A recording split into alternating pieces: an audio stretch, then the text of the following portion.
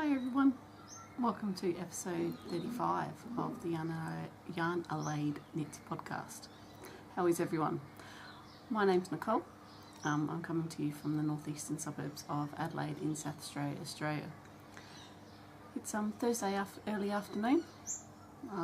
My middle child goes to school 100 metres down the road, so you might be able to hear children playing. It's lunchtime. It's their lunch break at the moment. So it's a bit noisy, but I don't think, from past podcasts, I don't think the sound picks it up. So yeah, so today's episode I have some finished object in the background that's been on the needles for a while. I have another finished object and some whips. I got my wool swap package yesterday from Justyna. Hi Justyna, if you're watching. To show you guys, which I'm pretty excited about. Got a little bit of a shop update. There's a bit there because I had to dye more yarn to finish off what's in the background there. And I have a Christmas kit to show you from my Etsy shop, Colagirl Collective. So, and yeah, I want to get your opinion on something because I'm in a bit of a conundrum on colour choices for a project that I want to do that keeps nagging at me. So let's get into seeing what Paris is wearing today with my finished object. This is my Find Your Fade shawl by Andrea Mowry. I finally finished it. I think I started it the beginning of January this year, and then I got up to the 4th colour, and then I had a colour change of heart of how the rest of the fade was going to finish, and so it sat hibernating for a little bit, and then I was fixed on the colours that I wanted to do, and then I decided to get my A into G and dye them up and finish it off. So it's been my fairly monogamous knitting to finish it off. It is quite a huge shawl. I'll get up and take it off and I'll go through the colour choices that I made.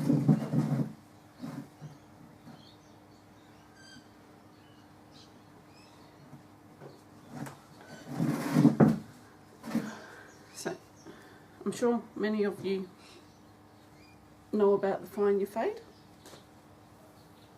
which started off here and finished here. So I'll just open it up and show you how I ended up fading into the red. I really like, got a bit of stuff off the ground.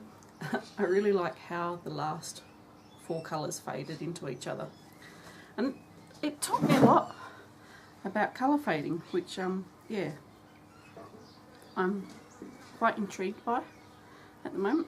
So the first colour I did was in Colagirl Collective Little Outback in the Muddy River colourway, and then we faded into the Colagirl Collective Drover sock base in the Muddy Meadow, and then we went back to the Little Outback again in the Buttercup colourway, and then we went over to Drover, back to Drover again, and did the Animal colourway. You see some light speckles of red and purple through there, and then we faded into Drover in the Unexpected Delight, which this is where I really dug on my faded choices, because they do fade really nicely into each other, in my opinion anyway.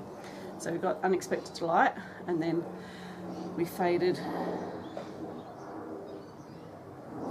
again, and I am showing you in the wrong side. Here, let's start again. So Muddy River, then Muddy Meadow, then Buttercup, an Animal, and then faded into Unexpected Delight, and then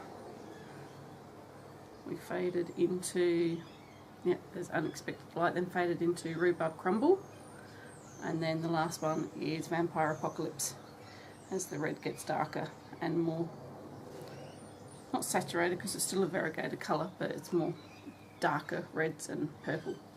So I've just showed it to you upside down, which is odd because it fades that way, but it goes that way. So yeah, I really like how, especially how the Unexpected Delight faded into the Rhubarb Crumble, then faded into the Vampire Apocalypse. The Animal into the Unexpected Delight is nice, but it gives warm and fuzzies with the last three colours. The green, the first three, they're alright. They're nothing, you know, there's more picking a colour that goes from one extreme to the other. I think that was what the intention is. So yeah, that's where I like that. So now that the weather's warming up, she probably won't get me wearing it too much until next year. So Paris will probably get her a lot of the time in the bedroom.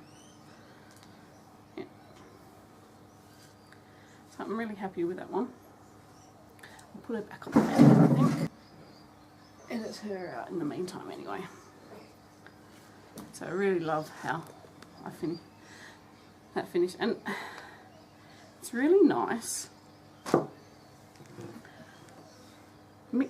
playing with colour, but the knitting's relatively simple. It's just more intriguing to change colours and what have you. So yeah, I really am happy with that. So yeah, I've kind of what I want to show you later on. I'm sort of having a bit of a fade binge now.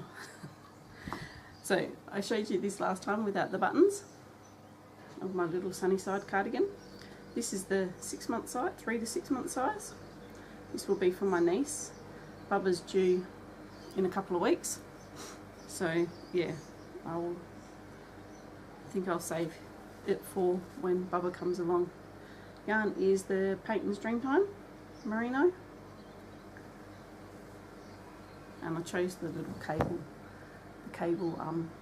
version of the Sunnyside cardigan with the garter border rather than the picot border that the lace version has.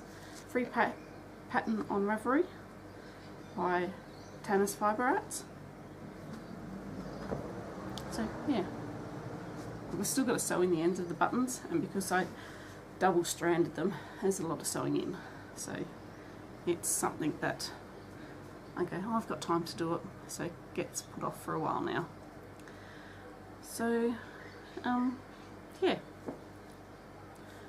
A few other whips that I've got going at the moment. I'll show you my progress of the Nelson pullover that I'm making for my husband, Justin, which is a jumper sweater by Irina Anikeeva. And it's currently in the current edition of Interweave Knits, the fall edition 2017.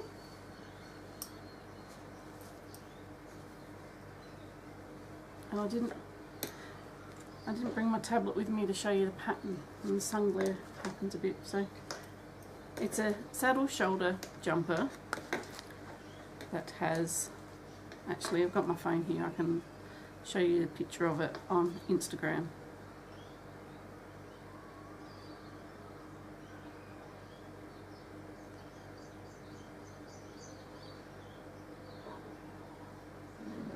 It's been one of those jumpers that I've quite often, I haven't knit my husband a jumper for a while, and yeah, you can see that there.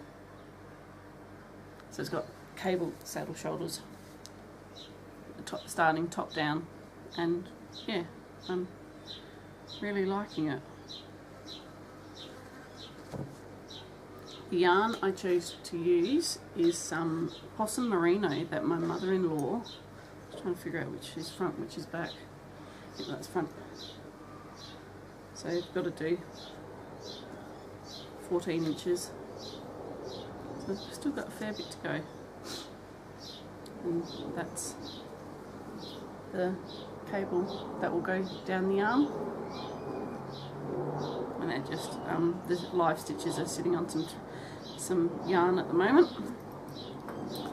So that's a good, it's a little bit big, but it's a good travel, like knitting public, knitting out and about knitting, because it's just straight stocking stitch. Yeah, I'm not sure what the brand of the Possum Merino was, because it's something that my mother-in-law got for me probably 5 to 10 years ago when she went to New Zealand. So it was just from a mill.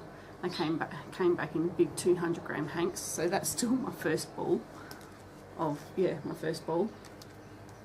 So I think they might have even been bigger, and I've still got that much of it to go. I had 5 hanks of it that she brought back for me.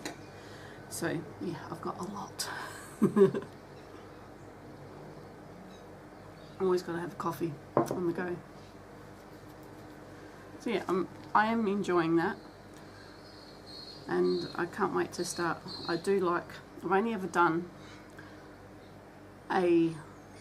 one other, I suppose that was a saddle shoulder as well, cardigan that had the short rows, so the sleeve started from up here rather than the cuff, and so you did your short rows with the shoulder shaping. So can't wait to get that going and finish it off. But it'd be interesting to see how I go coming into the warmer months now that the weather's warming up. So yeah, but I do like it. So next winter he'll have a jumper again. It's been a couple of seasons since he last had a jumper that I knit for him.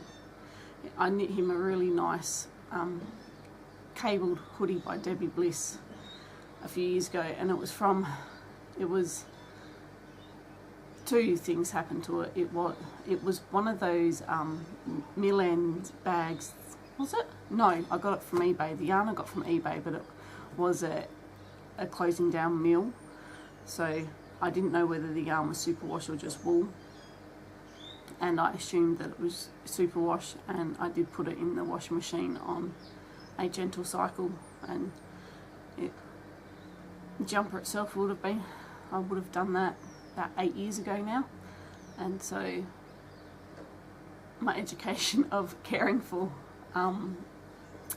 hand knits has gotten better, shall we say. And it shrunk a little bit. It didn't shrink so much in the body width, but it shrank in the length. But he still wore it, and then when we first opened up our shop the week beforehand, we were painting, and he wore it while he was painting, and he brushed up against it, and so he got white paint on his shoulder, so it stopped him from wearing it for a bit. I think I've still got it somewhere. Maybe one of the boys could have it. Don't know. I'll have to get it out and have a look. So it hasn't been out for a few years now. Anyway, moving on.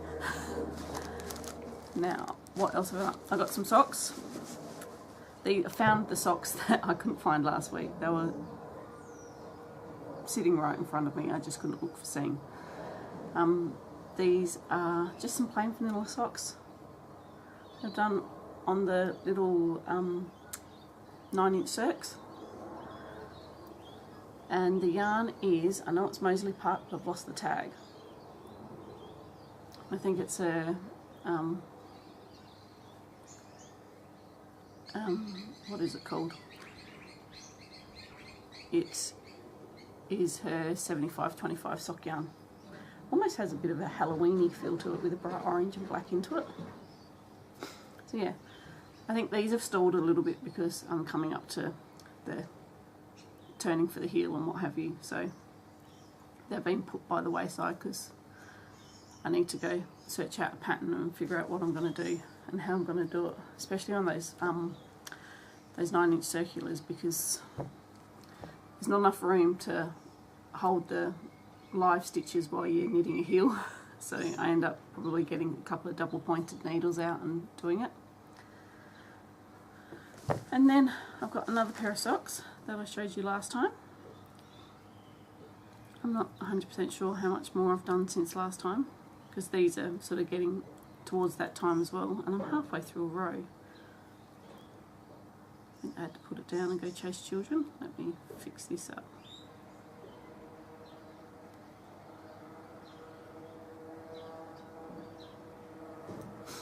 So, doing a pair of 2 at a time socks, toe up.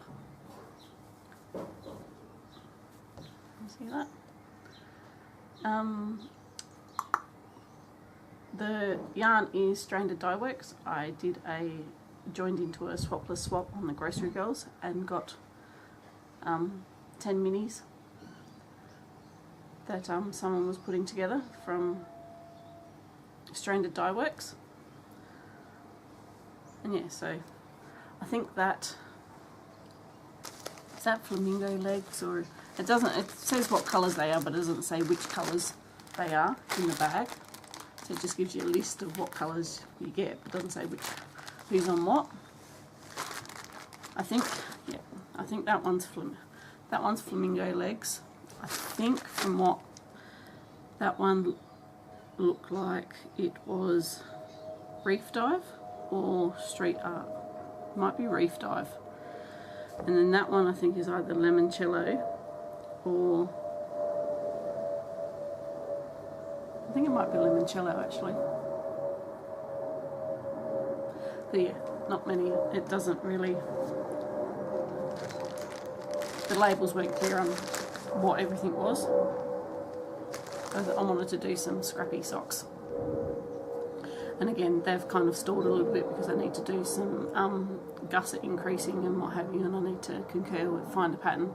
I usually vaguely go off, what's the pattern? The Socks on a Plane, which are a toe-up sock.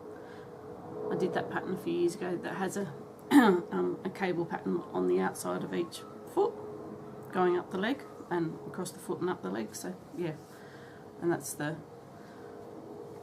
knowing that I've done that a couple of times, and when I've done other toe-up socks, I've looked at that for guidance with the heel and what have you. So, they're my 2 socks, Justin's jumper, and I started the Este top by Justyna Lorkowska, which is that one there. It looks a fairly simple top to do, but it's again a saddle shoulder top down top that is a saddle shoulder, but it's not knit the shoulders and then pick up stitches. It's knit the shoulders and increase stitches. So there's and remembering how you increase left slanting to right slanting is yeah, can be a little tricky as well. So you can't really see how far I've got.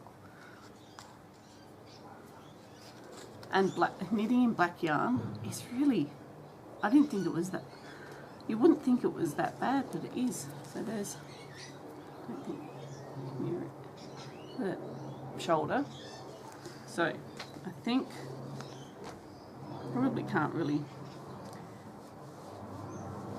see how it's going to go, but this is basically the shoulders, and I'm still increasing, and as you can see I haven't done a hell of a lot. Yeah, knitting with black yarn, I was almost going to change colours, but I thought no, I've just realised that this top will go with a lot of things in my wardrobe over summer. That yeah, so I will persist.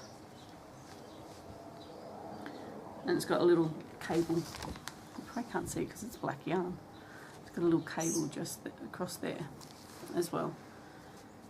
So I'm almost finished the shoulders, and I can't wait to getting it in the round and just going round and round in circles. Round and around the garden like a teddy bear. Sorry, having a 3-year-old, lots of nursery rhymes get sung in his house. So yeah, I'm happy with the way that's going. That is in Cleckheaton bamboo, which is 100% bamboo in the black. I've lost a band, so I'm not sure whether that yarn is still made or it's been, oh no, I do have a band. There we go, there's that one. And it's a 100% bamboo, so it'll be hopefully be nice and drapey through summer. It's supposed to be quite an oversized top, kind of a bit like boxy, so it should be good. Now what else do I have to show you? I will show you what I got from Justyna in my wool swap, which I'm very happy with.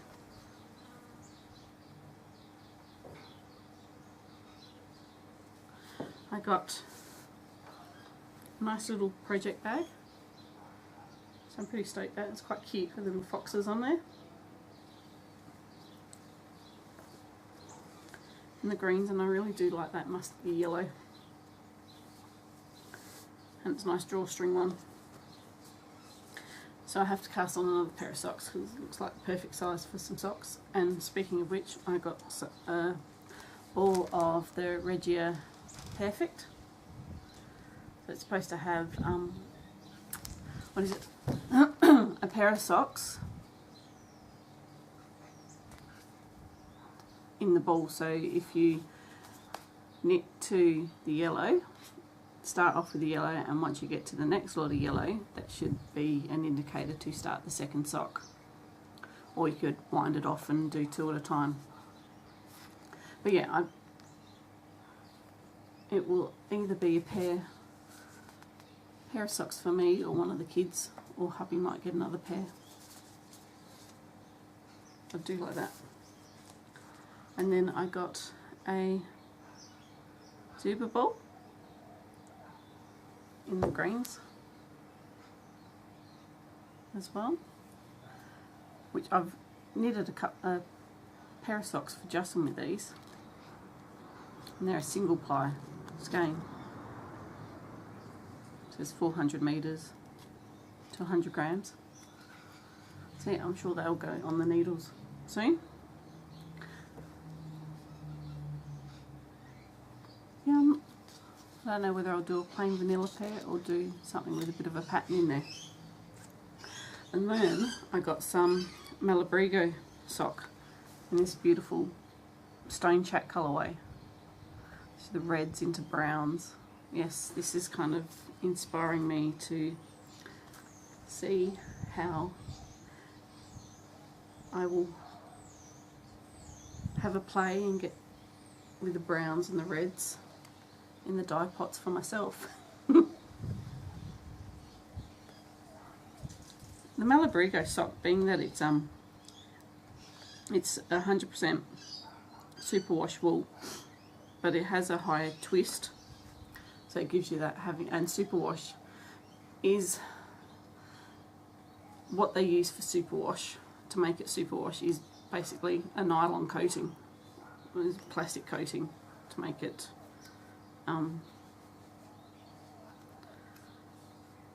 easy to be able to wash it, so you don't get the shrinkage. So therefore it gets, that's a crappy rescanning. So it gives it that strength, like if you added nylon into the yarn itself. So yeah, I'm not sure whether this will go to socks, or it's too pretty. I might have to go into a shawl or something later on. I might have to find some mates for it.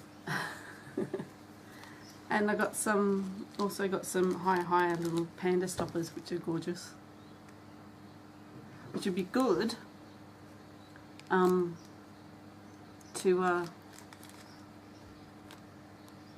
what is it, to when you're doing your little mitered square blankets and you know you need your short needles, so they can go on the end of your interchangeables. So yeah, I don't have any of the interchangeables in that size. Well, they're in a larger size, but they will come in handy, I'm sure. because I'm always buying needles. Who isn't? You always run out and need more of some sort. So that leads me into, has everybody seen the new Andrea Mowry Comfort Fade Cardigan? It's on here. I bought this guy, and after finishing my other fade, I looked at this and go, oh, I really don't need another cardigan. I've got that many cardigan patterns. Oh, but it's pretty. All the playing with colour, and then I couldn't get it out of my mind. Kept thinking about what colours I would use, and I still haven't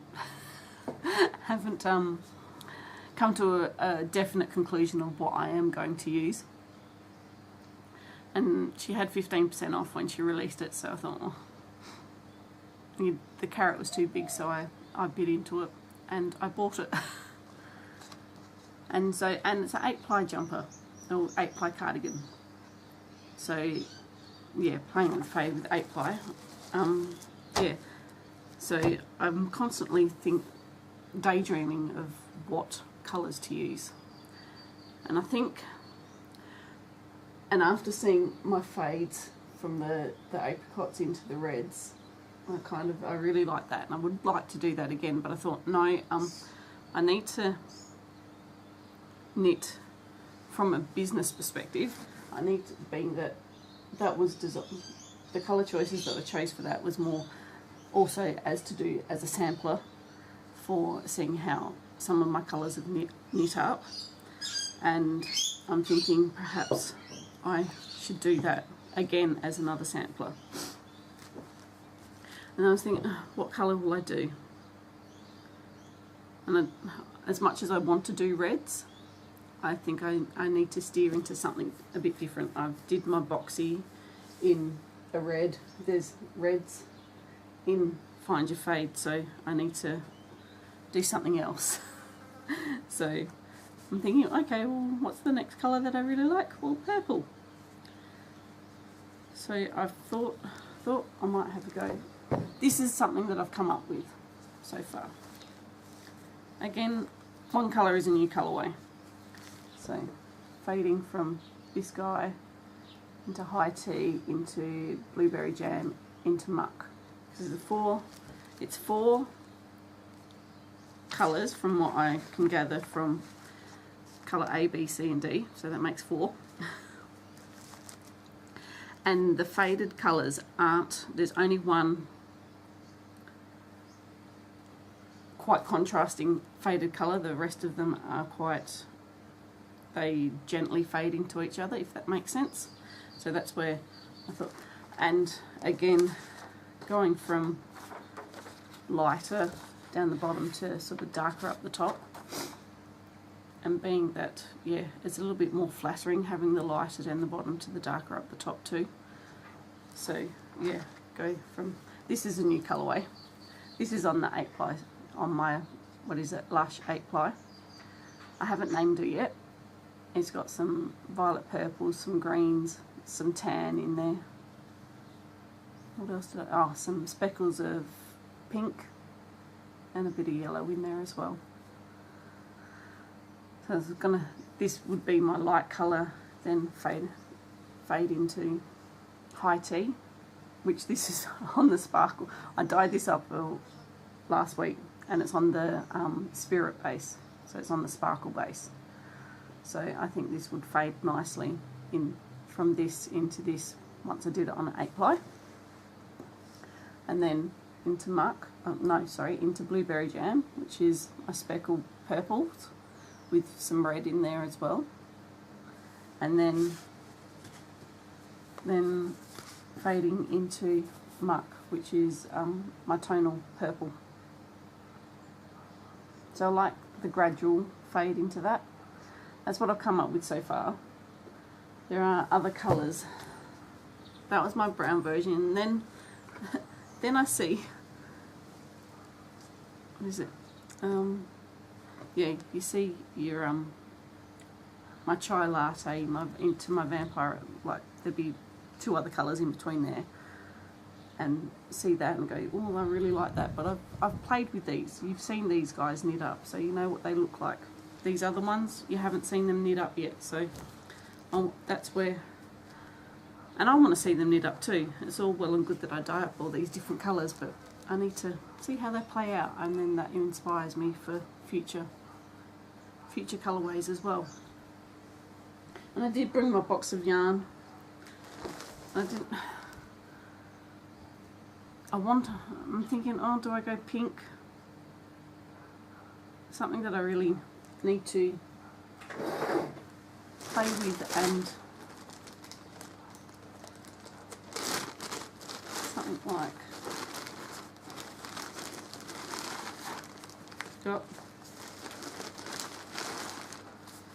we got Temptress and Blackety Black, so get what else can I play with?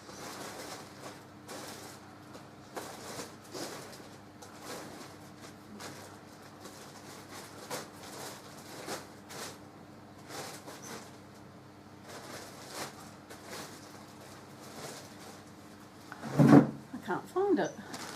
Where am I?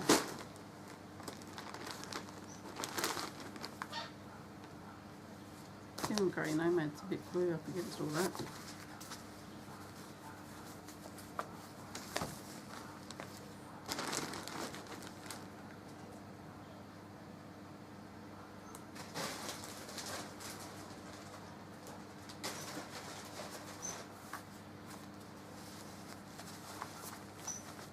So even we've got, there we go, got Grey Nomad from into Cedric,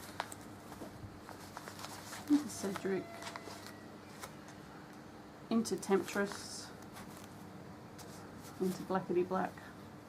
So that might work too.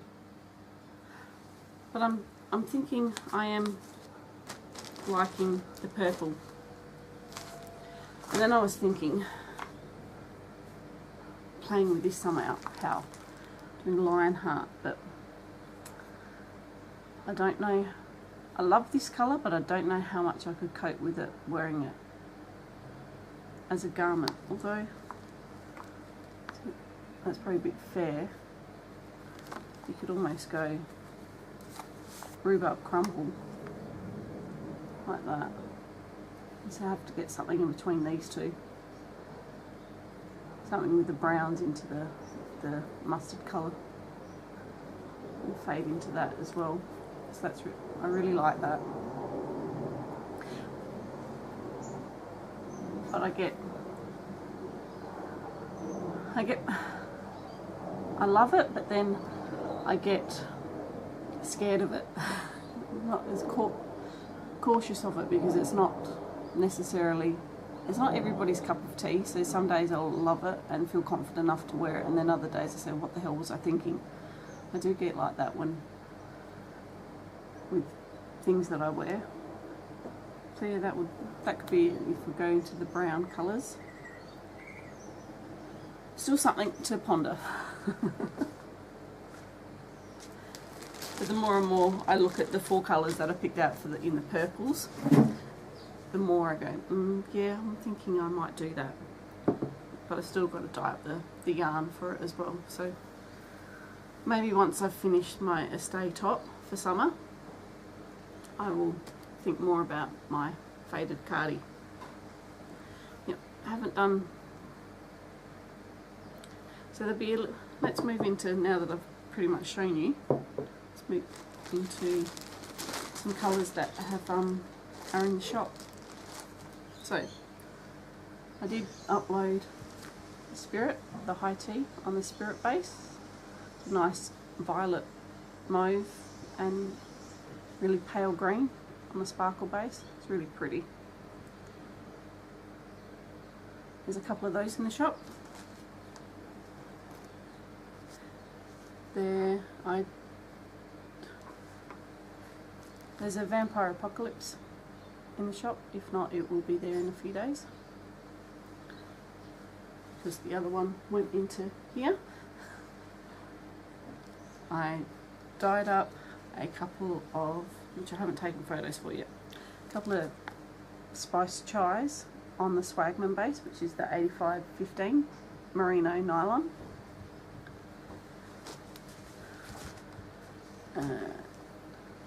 Yes, hubby.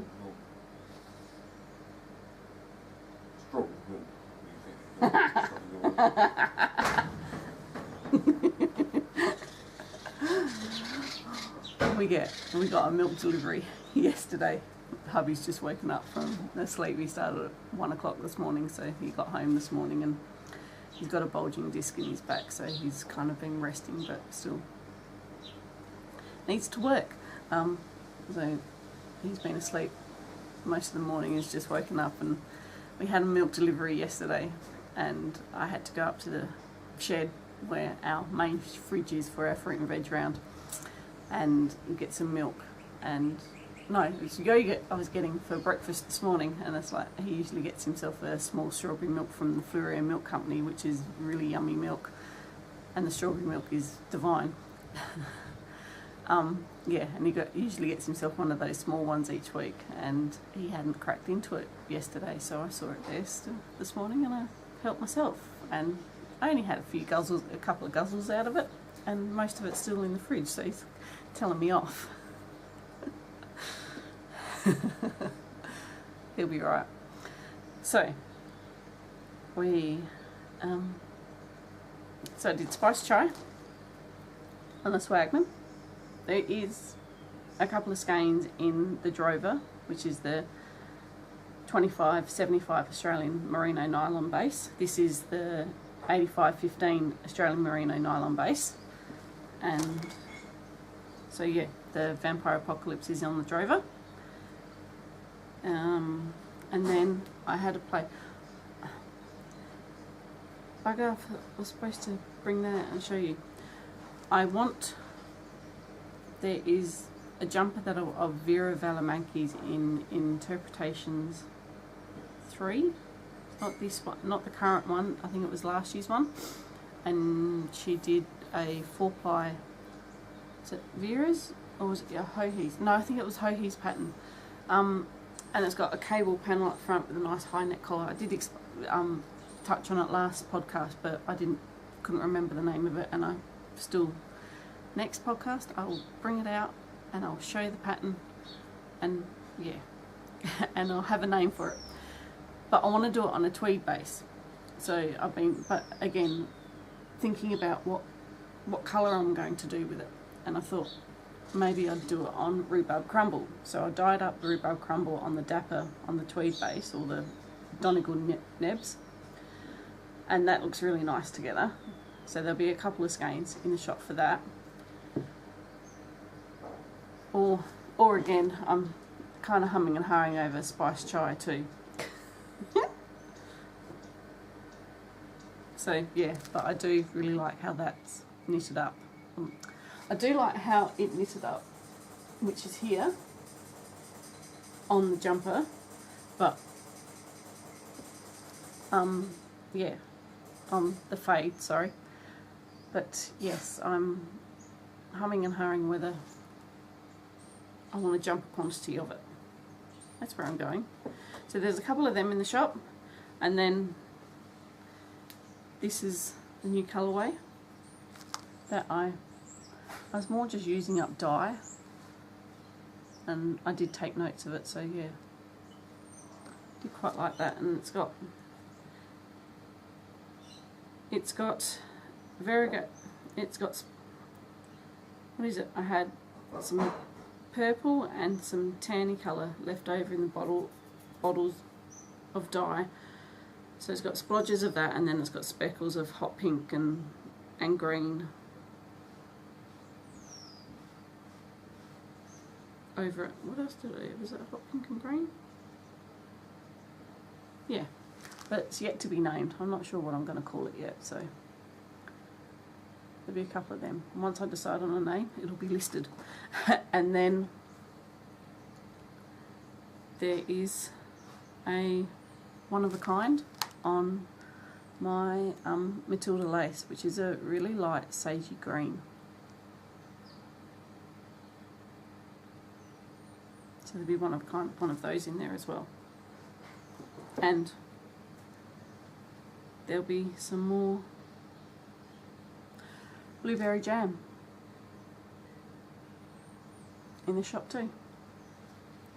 So that leads me on to let's talk about Christmas. It's coming. Who likes Christmas? I love Christmas. And this year I thought I would make up a kit, a sock kit with a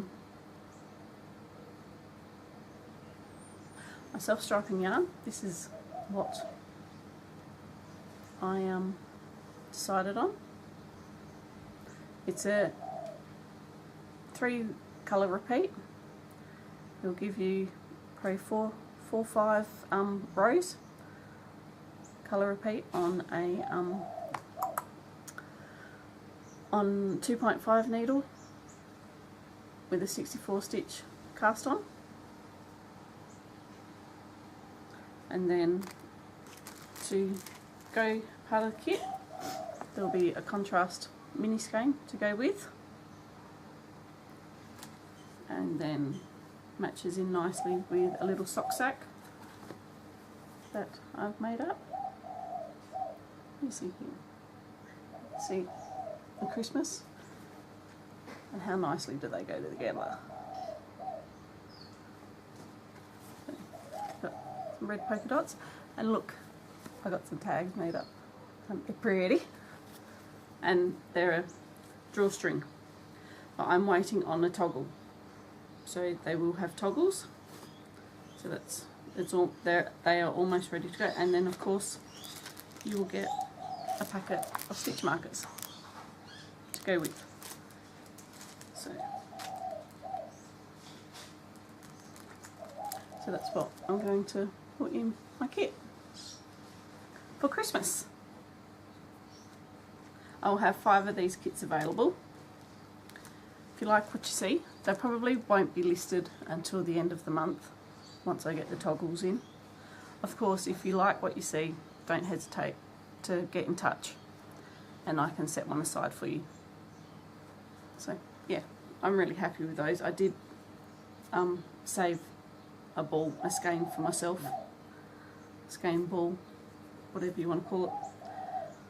And yeah, I've still got to sew up a couple more bags. They're all cut out, ready to go. Yeah, and I've got to make up another couple of these. So they're gold tone jump rings with red beads. So you get, and then they've got the Made with Love. Sorry for the glare. You see that? Made with Love for the Progress Keeper, and then you get 10 stitch markers plus a end of row counter which has 2 beads on it rather than the 1, so you get 11 stitch markers plus a Progress Keeper, plus a nice big 20 grams mini skein, 100 gram sock ball, self-striping sock ball, and a small project bag. They're about 10 inch by 10 inch drawstring project bag. So yeah, in the kit they will be in the shop as soon as I get the toggles in. I think their estimated delivery was at the 25th of October, so they should be ready to go by the beginning of November. And of course, if you're interested, don't hesitate to get in contact with me. At the end of the podcast there'll be all my contact details and how you can get a hold of me. And pretty much that's about it. Yeah, now I've got a mountain of yarn in front of me. Hope everybody's well. Hope the idea of Christmas isn't burdening you too much. I enjoy Christmas, but it can be a little bit daunting for some. My cherry tree, I've just noticed there, it just had a huge flush of flowers, and you should see the cherries on it already. It's amazing. I think it's going to have quite a big crop this year, to the point where it almost might need thinning down otherwise the cherries won't get much size into them. Yeah, we had quite a good frosty winter, good frosty cold winter that helped help establish the fruit for fruiting, and then over the last couple of weeks while it's been blossoming, we haven't had any really bad windy weather like you can get in spring when it's been flowering, and if you get really bad windy weather it blows the blossoms off before they are ready to set. And I think what happens when fruit trees flower, my husband's been talking to other growers at market, in particular a pear grower that lives up about that way, at Paracombe, that once the fruit is set, the tree naturally sheds its flowers because it doesn't need that protection, or that doesn't need to entice the bees, I guess, to pollinate it. So yeah, once the flowers set, they blow off. But sometimes if you get really harsh weather, the weather can blow the flowers off as well before the fruit has set, and then that stuffs up yield once the crop is ready.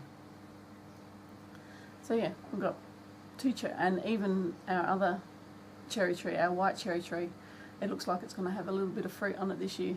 We've never really had a very decent crop of it, but it grows quite big and shades my rabbits over the summer. So yeah, that's all growing, and yeah, I bought some blueberry bushes. Husband keeps paying me out, going, you bought two blueberry bushes to get what, a punnet of blueberries? You paid, what were they, about $12 each.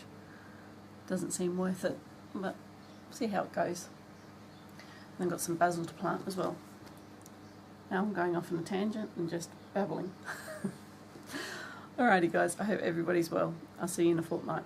Thanks for watching heaps. See ya.